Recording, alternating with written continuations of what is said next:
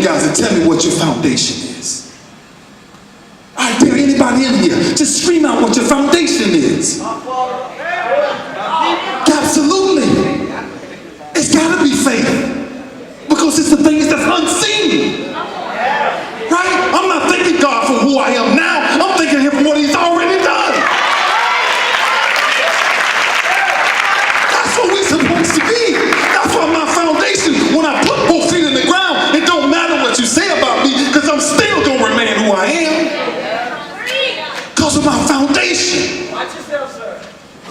We have gotten away from it. Keep on speaking to me. I love you. I speak in churches and get me going. I go to humming in a minute. You know. Don't let me start the hum. But I want you to think about like what we're giving away. Right? You look at our hoods right now. You look at what's going on in Baltimore. You look at what's going on in Chicago. In Baltimore right now, let me give you factual numbers. Right now we have over 160 homicides, 160 shootings. We have over 115 homicides. But it's us killing us. Because the foundation, man. We've ran from the foundation. See, great grandmamas and big mama and them, you know, they used to come out with their old robes and stuff, you know, and their slides didn't fit so well, you know. But when they found you at that corner store doing the wrong things, you know you was here for a bad day when you get back home. Because they invested in you. They invested in the foundation of you. And now, ask yourself a question. The next 3 people you text, the moment you live here, ask them which one of them are part of your foundation. Go through your contacts. Go through your contacts tonight and do yourself a favor. Ask yourself in your contacts, how many people can take me to 1 billion? Forget my phone. I'm all right with my phone. I'm trying to get your phone right. I'll sing you something. But you know what I started doing? I took my foundation and I started to sit in rooms and I started to listen what they started to say. And maybe I'm not educated in that field, but if I listen long enough, I'm going to get it to the point where I can start having conversation with you. Because I found out something about billionaires. No disrespect to how much money they got. This is what I found out by sitting in those rooms. I can do what they did, which is make money. They can never do what I did. They can never do what I did. They can never come from where I came from and tell me that you're better than me because you got more money than me. See, the greatest trick the devil ever played was make you think he did not exist. So when he did exist, he came in the forms of money. See, it ain't the, some people think it's money. It's actually the love of money. Right? That's why we're knocking each other off. We're knocking each other off because we love money so much. But I traded something in. I traded something in. And I traded it in as a 10-year-old child because I was witness to something through my foundation that I never wanted to witness ever again. I saw a men physically beat my mom till she would bleed from her eyes daily. And I'm 10 years old and I'm not strong enough to stop them from hitting my mother. But I keep going through it with her. And I kept going, and I started to ask myself a question. And I asked my mama one day, and I said, Mama, where's my father? I'm 41, I met my father at 33. And I started to watch something And it was never what my mother told me that helped me in life. It was my observation of her willingness to keep going. And I started asking her one day, I said, Mama, why do you keep going through this? She said, I'd do anything for my kids. So when people ask me all the time, who was your hero growing up? I got one hero, my mama. My mama, baby. It's hard for me to make somebody my hero that I never met. Right? I got to at least sit with you to know I can trust you before I call you my hero. The foundation. My mother said something to me one day. Bowie, stay, listen to me. This is what I traded in. I traded in selling drugs. I traded in fast money. I traded in doing all of the things wrong for one reward, to make my mother smile. That's what I lived for my entire life. I'm 41 years old right now. And every time I step on a football field, the reason why people say, why don't you get tired? I have no other choice. The model I seen before me worked 3 jobs. At 10 years old, I was raising 4 kids. My mother used to come in the house and she used to be so tired, I used to boil a bucket of Epsom salt and sit it at the foot of her bed so she can just soak us, feed them for 2 hours and go back to work. So I didn't know what not hustling meant. I didn't know what not giving full effort meant. Because of my foundation was set. My faith was set. My belief was set. My hope was set. My love, it was set. My commitment, it was set for the rest of my life. That's what I sold out for. I tell people, don't like me, respect me. Because if you like me like pieces, then you can put me down. Once you start eating right? Let me tell you something about this third one now. Maintaining your greatness. This third one is discipline. Discipline. The most unpopular moments in your life, that's when you become the greatest. When nobody is watching. Not when coach said, Ray, come do this drill, and hey, come do this, or come study film of Peyton Manning, and come study film of Tom Brady. I've been did that, coach. I know more than you know right now. Discipline. So let me tell you where my discipline came from, because you got to understand where it came from, and that's why I've never put it down. 10 years old, I told you about my mom being beat.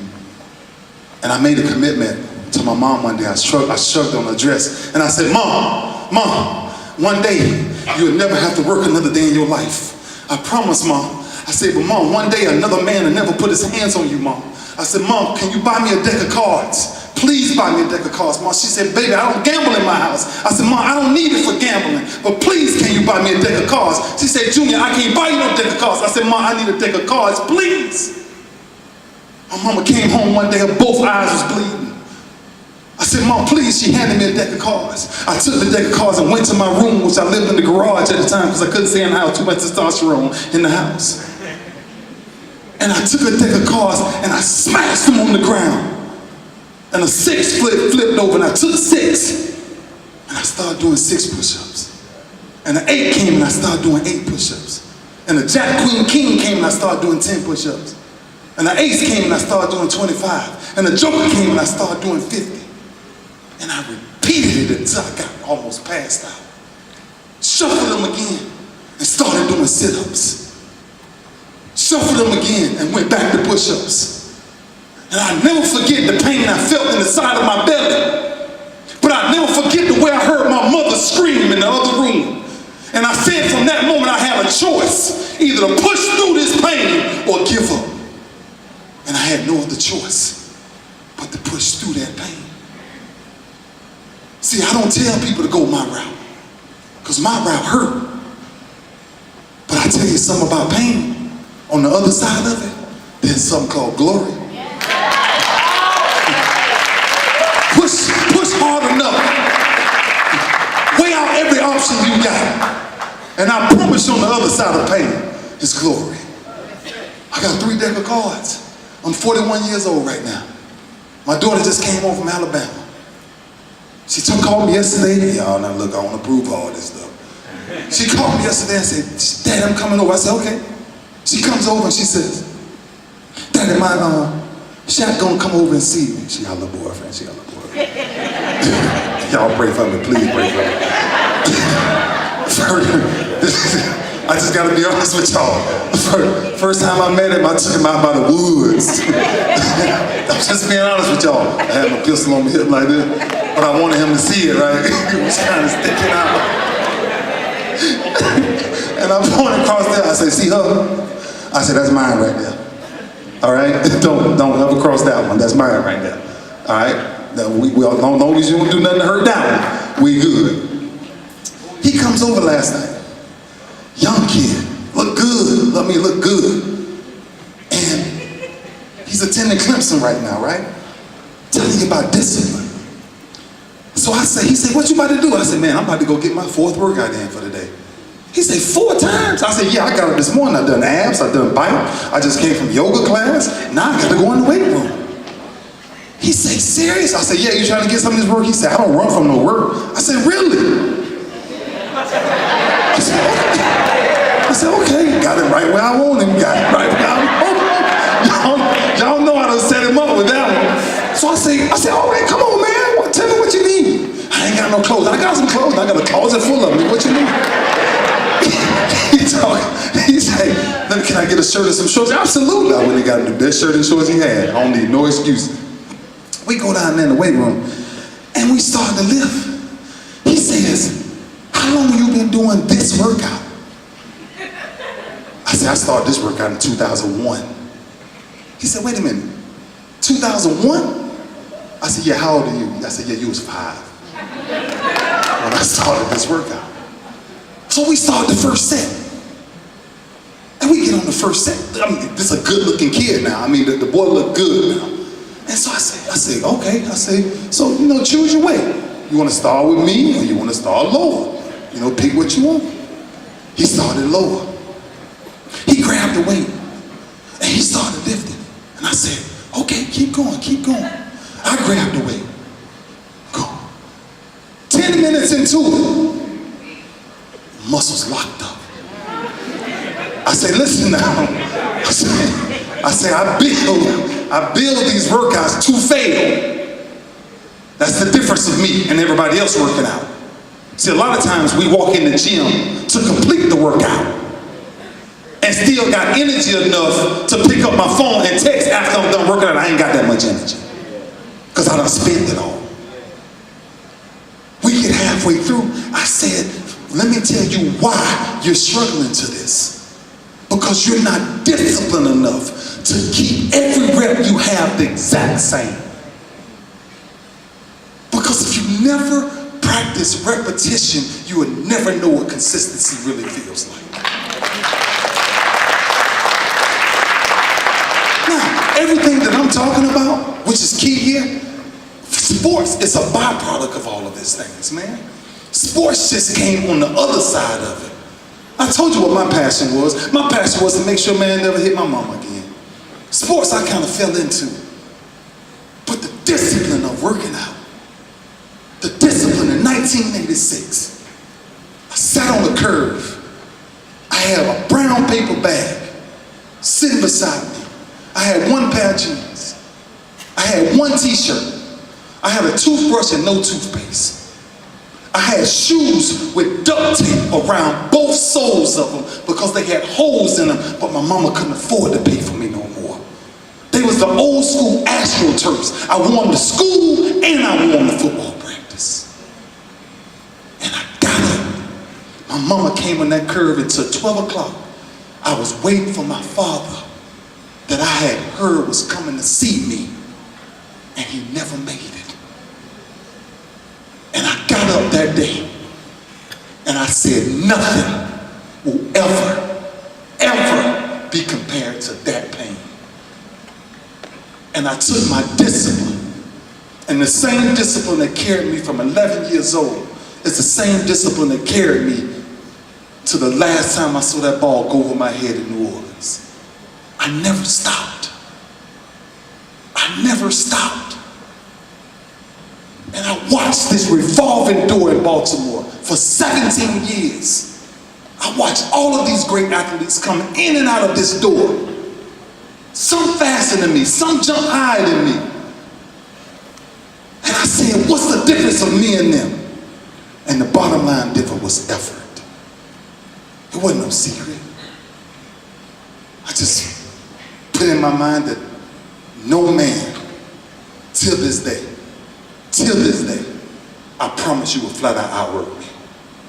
You'll outrun me the first 2, 3, 4 times. You may outlive me.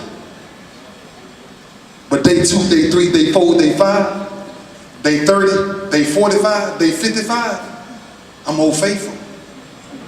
I'm coming. I'm coming. Discipline requires you to do your very best when no one is watching. Look, I'm gonna jump to this next 2 because I want you guys to go somewhere with these next 2. Because this is what I think a lot of people are afraid to do. The next one, number 4, is adaptability. Life will never be the same. Every day will be a different day. If you get up and you create the same routine every day going to class, you're gonna get the same results coming out of class. You travel to work the same way, you're gonna come home and receive the same lessons. Or not lessons. Adaptability. The moment you learn how to adapt to life, it's the moment you control your own destiny. The moment you learn how to adapt to pain, it's the moment that you no longer run from it. You actually embrace it. The moment that you adapt that God is the founder of my life is the moment you commit every step to the man upstairs. Our greatest fault in today's time is we have stopped adapting. Now I do it my way. That's the new thing now. We're in a different world now, right? Everything is instant gratification, right? Something happens on social media, boom, I got it in 3 seconds. Oh man, look at this happens. And we adapt to it. But we adapt in the wrong terms.